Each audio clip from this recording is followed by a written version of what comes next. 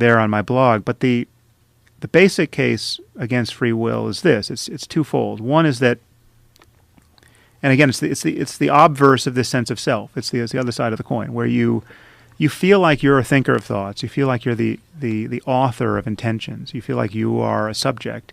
And commensurate with that feeling is the sense that you are in a position to do what it is you do, to decide to do. I can decide to lift my left hand, or I can decide to lift my right hand, and I can deliberate between the two, and I can have reasons for one or reasons for the other. And I'm in the driver's seat.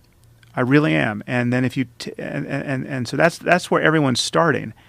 The problem with that is, objectively, we know that everything that you're consciously aware of, all your thoughts and your intentions and your impulses, and your impulses to resist those impulses. I mean, whatever's coming up for you, we know that's all preceded by events in your nervous system of which you're not aware and which you didn't create. And the state of your brain in this moment, it's in every sense, is the product of variables that you are not responsible for. You didn't pick your parents. You didn't pick your genes. You didn't sculpt your genes. You didn't pick the environment in which your genome was going to be expressed.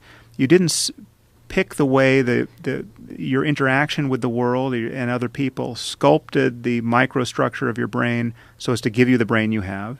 You didn't pick the number of receptors you have of every type at every synapse. You didn't pick all the charges that are currently in place in your brain at this moment.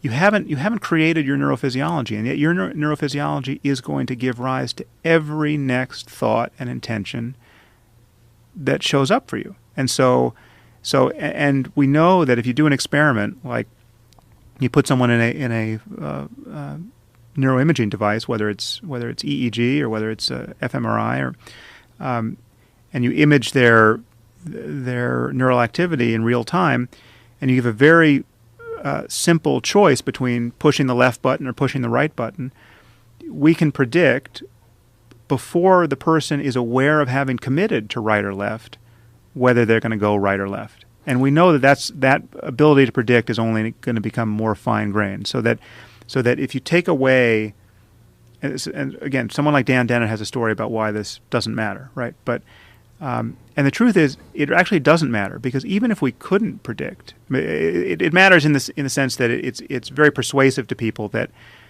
if I can predict what you're going to do before you're aware of what you're going to do, well, then the basis for free will seems to go out the window.